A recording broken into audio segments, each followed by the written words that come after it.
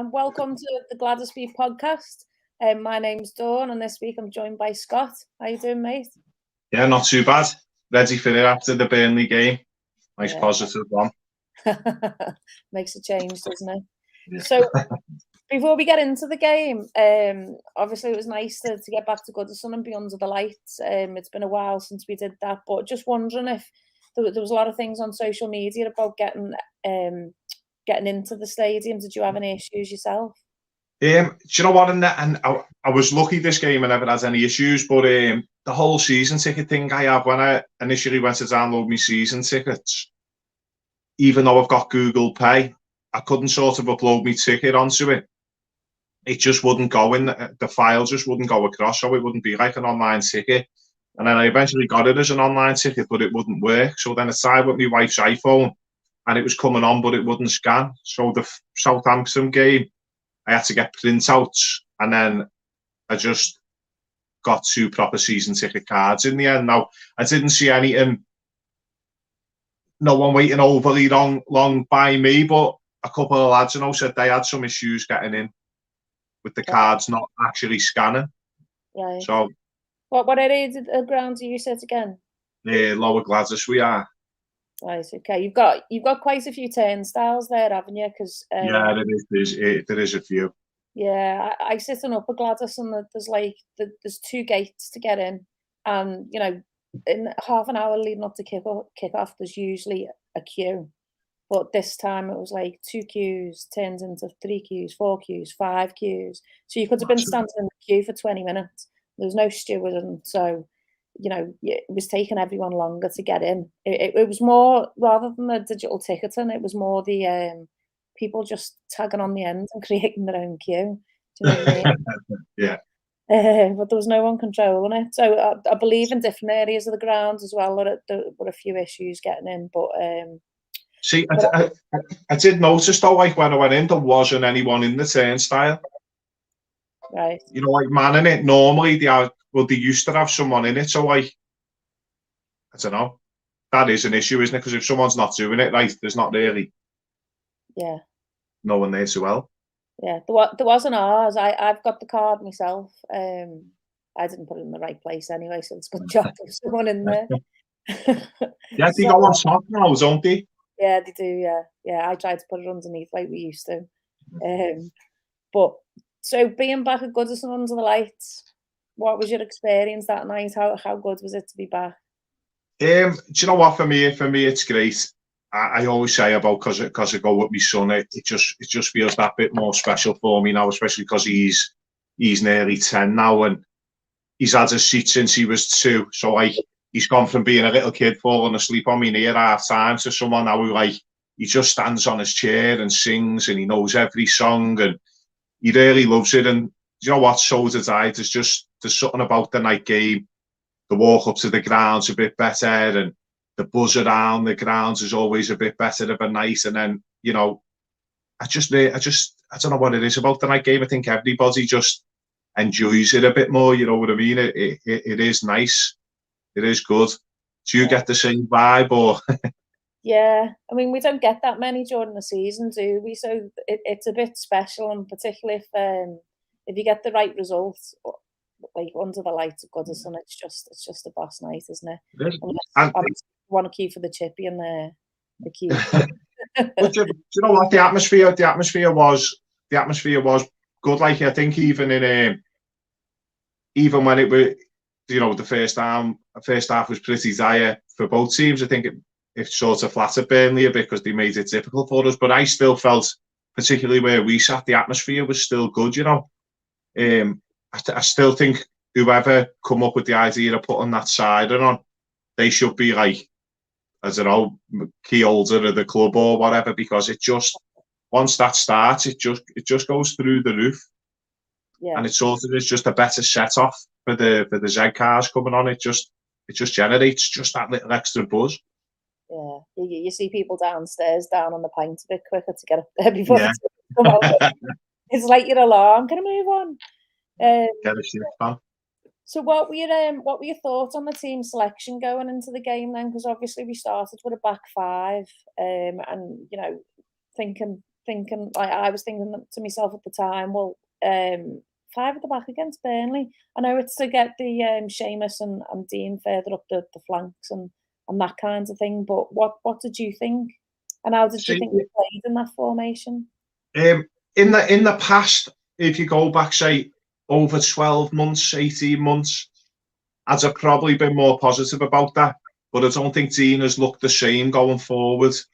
Recently, he hasn't looked as, I don't know, he just doesn't seem to have that little extra zip going forward like he used to. And obviously, you know, Coleman doesn't either as much for me. He still does it, but I sort of think this time I thought, oh, maybe that's not right because they just don't seem to have that sort of thrust going forward like we used to seeing in the past. So I was a bit dubious, and I don't think it worked. I think for anyone who was there, I know sometimes you get a different view on the telly, but I think for anyone who was there, it just seemed stale. It sort of seemed like people didn't not know the roles, but people were like, they're not used to it. So I know you've got to try something new, but I think we should have just went at them really rather than, it just seems a bit too safe. And then because we did have the 5 at the back, it sort of made it, I think, harder for the Richarlison in that role. He doesn't suit that role up the top on his own anyway. Not on his own, but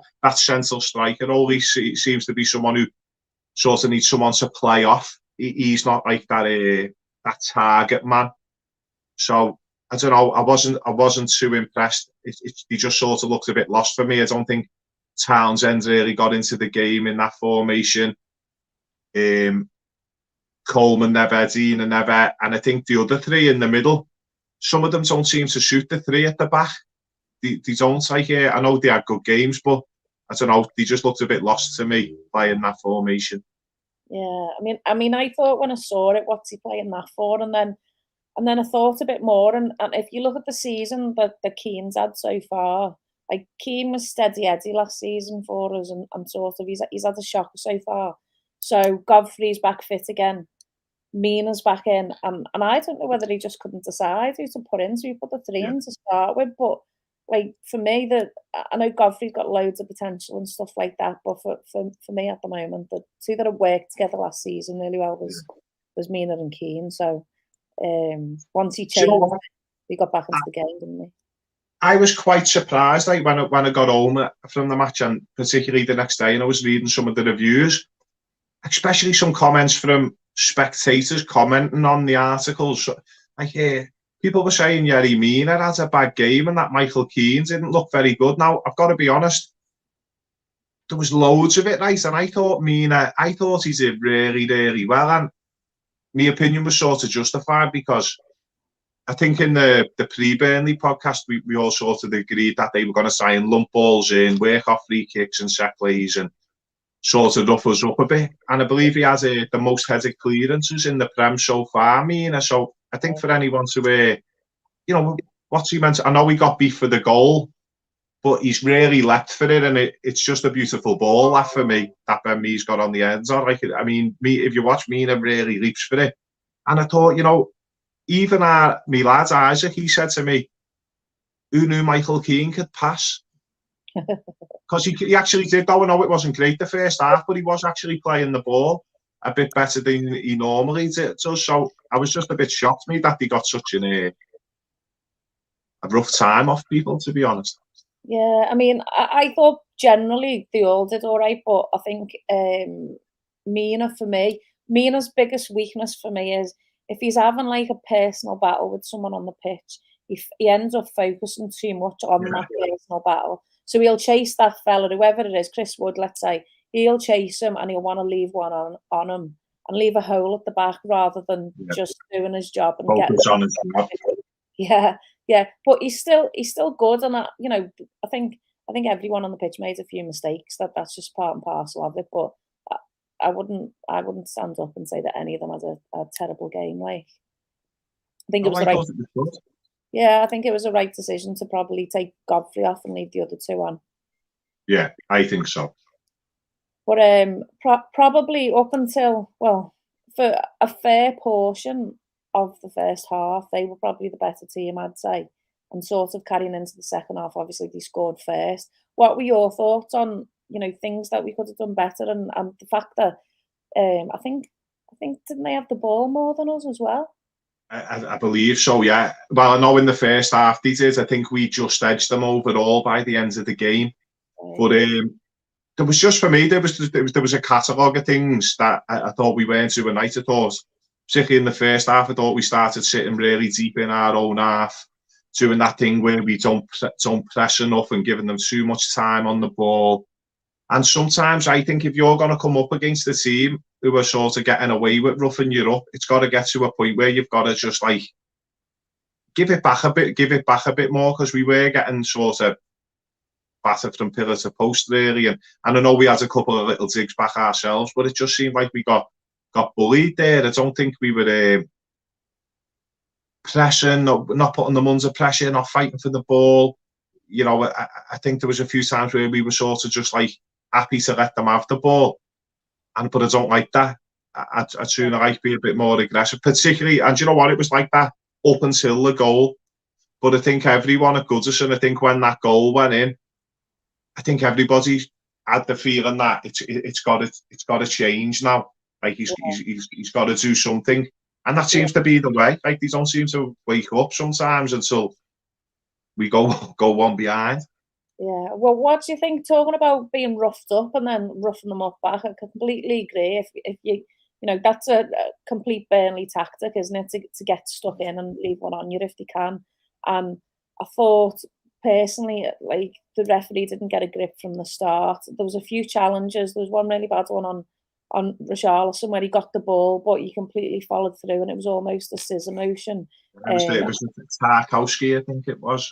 Yeah, it was, and there was no booking for that. And there were a few things that had gone on, and I know they're letting more go this season, but there were a few things that the ref let go. And then the stupid thing against Townsend where he caught him by running behind his heel. I mean, that was the first yellow card, and you saw. Do you know what's on? You're spot on, right? Because I think I don't mind if you're gonna let it go, but it's got to work both ways. That it's like you can't let 2 or 3 or 4 go, and then when it's one from the other team to get the cards out straight away it's just inconsistent. Like be consistently bad or consistently good, but just be consistent. Like would be a start. Yeah. I mean, one of the best referees I've ever had actually was a ref for our kids' game on Saturday. Like everything, he was fair to both teams, and sort of you think at that level, the grassroots level, if they can do it there, they can certainly do it with all the technology in the Premier League. But you see that game in, game out, so and it seems like for Everton, it doesn't matter whether we're away from home or we're at home, we still don't get all the decisions our way. Well, you don't. It's just and you know what? There's some blatant ones. Like there is some really bad ones. There was one on Townsend where he was getting pulled, and I think everyone in the ground could see his shirt was getting pulled, and he never blew. And then after he pulled his shirt, he actually did foul him, and he still never got it. So sometimes you get that feeling, especially when you see certain referees' names. You just know, like before you've even kicked the ball, you go, oh, it's going to be one of them, and it shouldn't be like that. It should just be fair and consistent, and especially with the linesmen sometimes as well. Like you can see, I don't know whether it depends if you're watching, but sometimes watching the linesman, right? So sometimes you can see it's a foul, and the linesman's right there, and the referee's further away, and he's waiting for the ref to make the decision. But surely he's there if he's closer to just put the flag up, or let the ref know what's going on. And you just don't. Some of them in particular, it just doesn't seem to happen. Yeah, like you say, it's inconsistency, isn't it? And it's similar referees where, I mean, it wasn't the worst refereeing performance the other night, but it wasn't a good one. And I think they should be punished by getting dropped down to the Championship or lower if they just can't do a consistent and fair job. Yeah, there's got to be something. There's definitely got to be. They've got to be made to answer in. Not maybe answer to us, but they should have to answer to someone, and be looked at like, how have you got that wrong, and why have you let that go? Yeah. But it's not a perfect world, is it? With all the technology, they don't get any better, these referees. So the game then, obviously we conceded first, and then there were 6 or 7 minutes of madness. What was Well, your experience of that when the stadium exploded? well, do you know what? For me, there's just, when that happens, right, it's all right if you win 3-0 and everyone's made up. But when it's been poor for so long in the match, and then you go 1-0 down, and then Andros Townsend got the ball, he turns and left at me for just, got it on his left foot, whipped it in, and Keane was there, unmarked. And you've still got to work to get the header on target, and it was a good header. Everybody knows he can produce that. And once he's done that, that roof come off, I think everybody believed then, right, this is it now. And the crowd just went mad. Everyone was singing. Everyone was out the seat. And you sort of just felt that buzz straight away. And then once Zakori picked the ball up to play it to Townsend, I don't think anybody could have predicted. I know he's got a good shot on him, but I don't think anyone would have predicted what was going next. And do you know what? I was made up, right, because the way they picked to swap ends at kickoff, one of the lads behind me moaned, and I said, no, if someone scores a worldie for us in the second half, that's the best end to see it. And I tell you what, we had an absolute perfect view with the bends on that ball off that shot. And I tell you what, yeah, you just can't beat it. You just can't beat that buzz. And you sort of, you can feel the energy. And like, I know, like, people who don't go the game, they wouldn't understand. People who aren't sports people probably wouldn't understand. But once that first goal went in and you're bouncing up and down in your seat and you can feel the energy and you can see the players, it's like they all their ears prick up and the senses become more heightened because they're up for it, and you can just see it, and it's just a beautiful thing for me. And you just can't beat it, honestly. It's just brilliant. Yeah, it felt like a wave, like, because the goals were so close together, sort of for me. When he went to take, obviously Keane scored first, everyone's celebrating, jumping up and down, and sort of as you start to sort of calm down a bit, there was another goal, and then you were up and jumping and singing, and then the same again as you sort of just about to wind down from that, bang, there's another goal, and then wow, the atmosphere, I can't remember an atmosphere that good in a long time. Yeah, for me, the last time I think it was that good, right, I think it'd probably be when Roberto Martinez's first season, and I remember it was just before Christmas, and we beat Tottenham, and Jelavic run over and ripped the lad's hat off in the crowd. And I think the next home game we beat Man City, and I don't remember it being like that, honestly, since sometime around then. To be fair, it was absolutely brilliant. Like, it was good. And I just, do you know what a ball by Zakori. Like, it just sort of come from nothing, and I've watched it back and back, and you sort of see Gray ask for it, but from where Zakori was, like, just to pull that, and I think he cuts like 3 players out to get the ball to him perfect. And I think, honestly, I think everyone was jumping up and down before it hit the back of the net, because the form that lad's been in, I don't think anyone's doubted he was going to score, not going to score. It was good. Yeah, I think the thing that he's shown is composure in front of goal, Gray, hasn't he? Just sort of one-on-one with the keeper. He didn't even hesitate. He didn't change where he was going. He just picked his spot, bang. 2 little touches, and then that was it. He finished it. Yeah, I mean, I'm hoping. Have you seen the film Moneyball? No, I haven't seen it. It's where they create a team. They don't have a big budget, so they're bringing in different people and they're working on all the stats and stuff. Because we've had no money, we've hardly spent anything. We brought in 2 players that so far have had a massive influence on the results that we've got so far. So I'm just hoping. Stay fit, stay consistent, and then let's go and win the league. You know what you've just said about them two players there, Townsend and Gray. I mean, there's just, like, I know a few people were unsure about both of them, but you know what? Once you've seen that Townsend play, he is a real threat. He works his socks off, And when you listen to him into his interviews, there's nothing not to like. And do you know what? The way he can just turn and use both feet. And do you know what? To be fair, he could have had another, but that Pope made a good save. Don't get me wrong, he made the most of the save. It was a good save. It just looked spectacular, but just I'm really, really impressed with what I've seen. And he's not been someone in the past that has really made my eyes light up. I've always knew of him and knew about him, but suppose until he play for you, you don't really admire, you just sort of watch, if you know what I mean.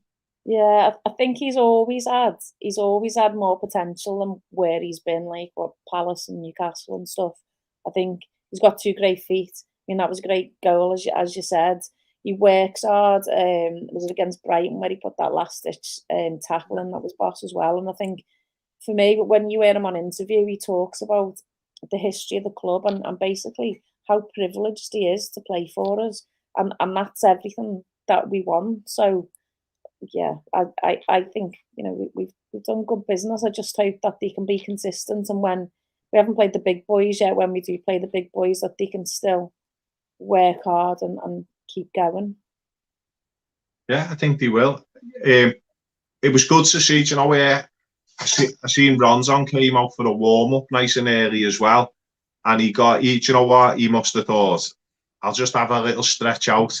And I don't think he would have anticipated coming on a free, the reception he got.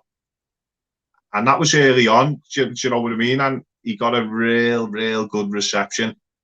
And for him to get the last, the last 10 minutes, was it? I know he never really done much, but just to get on there with that atmosphere, he should be fired up. Good to go, especially with Lewin being injured now. Yeah. Hopefully he gets to play a part in it, because he does the same kind of job as Calvert-Lewin, doesn't he? Yeah, he does. He's a proper target man, and he can make it difficult. And again, it's someone who I've not really paid a lot of attention to, but I'll be interested to see exactly what he does do for us, especially with the way the two fellas we've got now can attack from both sides, get forward, put the other team under pressure. So be interesting. It'd be good to see. Yeah. So you had a couple of issues in the ground, didn't you, on Monday?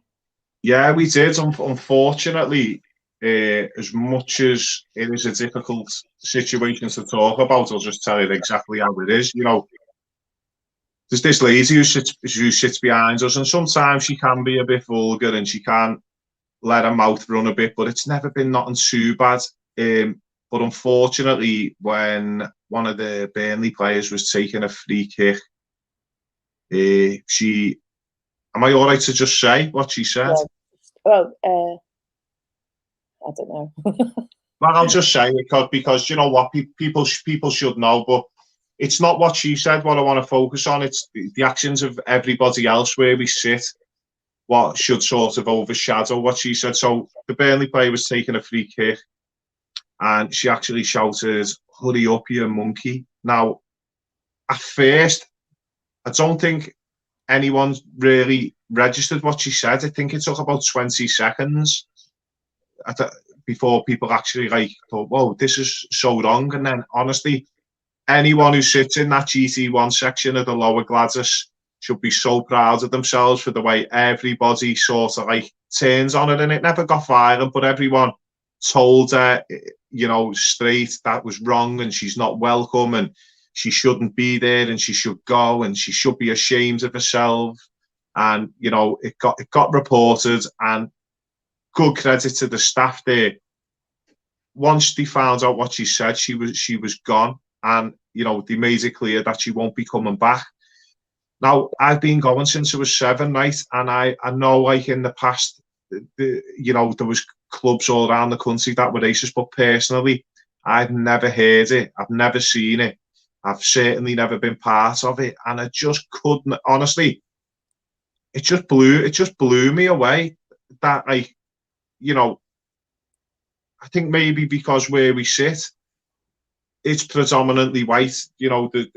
There's not many different nationalities who sit around us. I think she thought that people might have accepted it, but honest to God, I am so proud to just be part of that little section that really made her know that it wasn't welcome and it shouldn't be welcome. And you know, I'm just so honestly, I'm just so proud that it didn't just get let go, because it shouldn't ever be something that people think it's all right to say. No, I mean, it's amazing how the racism even gets into the game these days, and obviously there's, Kick It Out and all the different campaigns that are going on. Everyone's Forum are doing one against hate as well, because of, you get a good response at Goodison Park for the taking the knee and stuff, but like you say, it's good that everyone came together and told her it wasn't good enough, and for the staff to get rid of her and make sure that she doesn't come back, because it's just not acceptable in this day and age, is it? God, it's just, honestly, I just don't even know how these people, do you know what? Shout, you're rubbish. Like, shout, what, I don't like your boots, or like, your shot was rubbish, or even swear. The swearing doesn't bother me. But just anything like that, just don't come. Just, if that's how you feel, don't come, because you shouldn't be welcome. You're not welcome to sit by me, and I should imagine most people now, you wouldn't be welcome to sit by them neither. And watch your own, or don't watch it all. Don't even buy a shirt. Don't go online. Don't go on the website. Don't put no money in the club. Take it somewhere else, because you're just not welcome. Honestly, I just. Yeah, we don't want anyone like that associated with Everton, do we? I mean, we don't want it associated with anyone, like England, or any team in this country. I know there's sort of international games, you get a lot of racism, which I just don't understand it myself. But obviously a bad experience turns into a good one by how everyone reacted to it. Yeah, it is. And you know what? The good thing is, when she got kicked out, it was 1-1. So she never got to see the rest of the night, and she doesn't deserve to anyway. So good riddance. Well said, well said. So right then, let's look forward to after an epic night at Goodison. We've got another night game under the light, but it's at Villa Park. So the last 4 fixtures, they've won 2 and we've drawn 2. So it's been a while since we've gone to their place and actually won a game. What are your thoughts on who should start and how we can come away with the 3 points? Well, it is going to be hard. I think today, was it 3-1? They got beat, I think, the weekend. Is that right? They got beat. They've lost 2 to Watford and Chelsea. So the Chelsea was the most recent one. They drew with Brentford 1-1. They drew with Newcastle as well. So they're only like 16th in the table. See, on the face of it, you'd think, we should be able to go out and win that, but it's not going to be easy, because I think everyone I've spoke to, and everyone sort of expects them to do well, even though they got rid of Grealish. Everyone else is saying they've done really good business, and they have done. So I think it's just like when you bring some new players in, it just takes a while for them to click, and hopefully it doesn't click for them against us. Do you know what I mean? It could very well be, but I think for us, I think the key to beating them is going to be sticking to what we know. I wouldn't definitely wouldn't try the 5 at the back again, or it was 5 at the back, wasn't it? I wouldn't try that again. I'd just go for what we know, Dawn. I go for the same formations we've played, with the 3 up top, with 1 in the middle. Now, I just don't know whether, I mean, it's hard not to start Richarlison as the striker, but I just think you might have to change it, or not play him as that. It just depends how up to speed Ronson is, because I just think he needs to play off someone. I think he can't just be that lone striker getting fed. So I don't know how you'd work it, but I don't think I can find an argument not to play him, because he is, for me, he is that good. Do you know what I mean? You've got to start Townsend, you've got to start Gray, you've got to start Sakore and Allen. Yeah. So how you work it. Yeah. He's got to play, hasn't he? He's got to play Richarlison. Yeah, for me, I think I'd play not the back five version of the other night, but the four at the back version. Yeah, And I, I would still. DCL is going to be out for a few weeks, I think, with the thigh injury. I don't think Rondon will be up to speed. Good option to bring off the bench, but I would start Richarlison. I'm not sure he's good as the lone man. But they need to work on training. Like someone played the ball up to him the other night and he flicked it on, which is what DCL would do for him to get on the end of it. But Gray was too far away, so they need yeah, to work on that sort of interplay with them. But I think at the moment the side sort of pretty much writes itself. yeah. It's easy to see, isn't it? Because it does work what they're doing. It's just. So would you go for Keane and Mina at the back? I would, yeah. Yeah. And I mean, they've got the players that they brought in. They brought in. I know last season they went the same without Grealish, worthy, and obviously he's gone. They brought in Zabi from United at the back. Leon Bailey that we've been linked to loads of times. Buendia, and also Danny Ings. I mean, Danny Ings is what I think. What's his face as well? Ollie Watkins is due back, but Danny Ings is definitely one that you sort of. He loves it against us, Danny Ings, doesn't he? Yeah. He loves it against us. So it's got to be hard because you know what, he probably is underrated, and I think even after the season he had, because he's done really well. I still think he sort of slips under the radar a bit, but he's trouble. Like he's got goals in him. He's quite aggressive. He'll make you work hard. So, but you know what? Like my knowledge of loads of other football teams isn't that great, but me lads, his knowledge is amazing. He tells me that Buendia is a really, really, really good player. So that is his name, isn't it? I've got that right. Yeah. Yeah. So he reckons he's going to be a handful for us, and I know it seems mad saying that advice coming from a 9-year-old, but he does tend to be right on a lot of things. So that might be trouble for us. He might be good. I just think we've just got to do what we've been doing, Zornan. Get the ball back, break quick. Don't be scared to run at them. Get the passes in on the angles. Get Gray running, making runs. Get Richarlison moving around, and hopefully get Townsend whipping them balls in. I think that's going to be our key to the result. Yeah, I think like with Buendia or even Leon Bailey playing across the middle, I think it doesn't matter what they do really, as long as we play our game. And Alan and Decore are in there breaking up the play like they have been, breaking it up, and someone else has to pick it up and to run with it. Yeah, I think we are apparently favourites going into the game, and I would like to think, even though we haven't won there for a few years, that we can go there and get 3 points. We just need to bring our A game. Yeah, but they're gonna be up for it, especially after that at Goodison, And to be fair, our away record last season was boss, so it'd be great if we could just replicate a lot of that. And you know what, like the way you said about Alan and Zakori, then I just think that's really clicking for us. That for me, like they seem solid. Like Alan's work rate, I think superb. He gets stuck in and he's doing a bit more driving forwards himself now. He's sort of being a bit more creative, it seems. So hopefully we'll see some more of that, and Zakori, like just the distribution, the more direct passes, the forward play.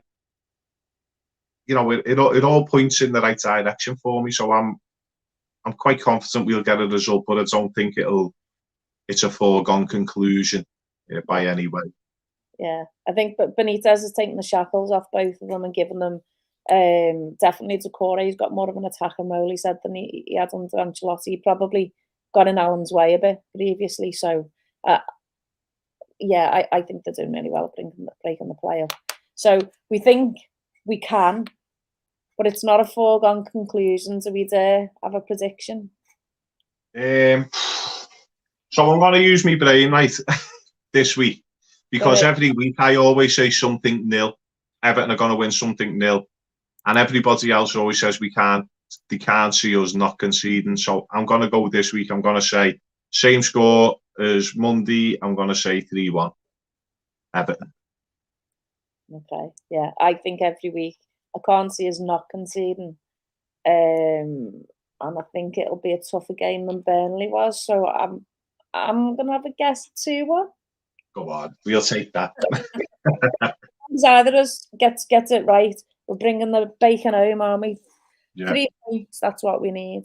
That's all you want. Get it done. Hopefully they don't have no messing around, no slow starts. Don't let them grow into the game. And just, you know what? How nice would it be? 2-0 up at half time. You know, take some pressure off. Yeah, that'd be nice. I remember the last away trip of Villa, and afterwards an abysmal performance and 2-0 loss. It wasn't a nice trip. So fingers crossed we leave there on Saturday with points in our pocket. Right, so that's this week's podcast over. Thanks for watching, and we'll see you soon. Thanks, Scott. Take care.